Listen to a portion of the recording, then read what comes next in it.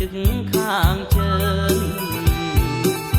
អោណាក៏ដឹកងាយដល់ហើយយកបងងាយបាយបាយពីទឹកខាងជើង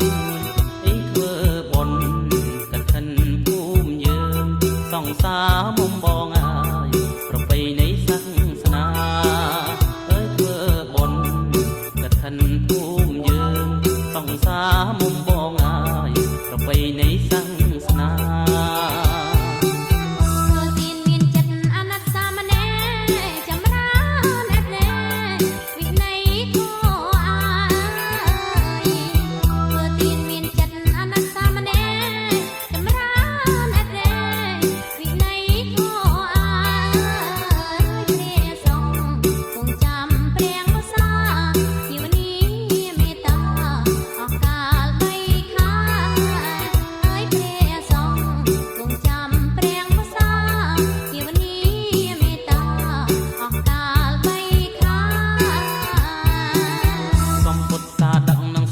ជីវ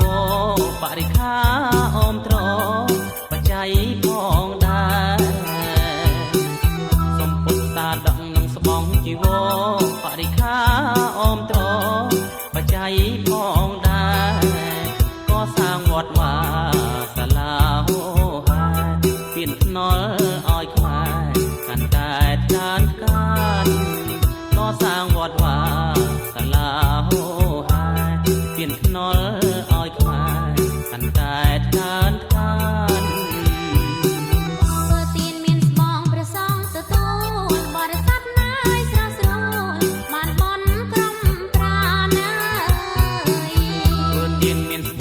សងទទួលបរិស័ទណាយស្រងស្រួលបានបុណ្យគ្រប់ប្រាន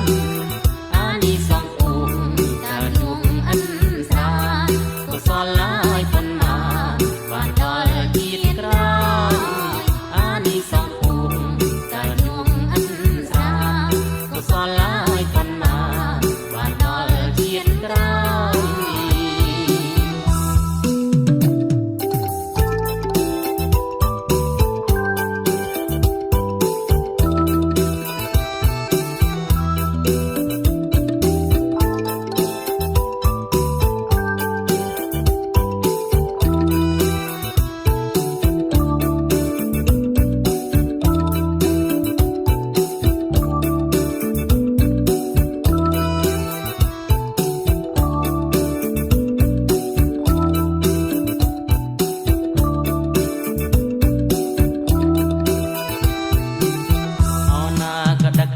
យដល់ហើយខ្យល់ផងងាយបាយបាយពីទឹកខាងជើងអោណាក៏ដឹកដល់ហើយខ្យល់ផងងាយបាយបាយពីទឹកខាងជើងពីធ្វើបុណ្យកឋិនភូមិយើងសង្សារមុំបងហើយប្រពៃណីសាសនាហើយធ្វើបុណ្យកឋិនភូមិយើងសង្សារមុំបងហើយប្រពៃណីសាសនា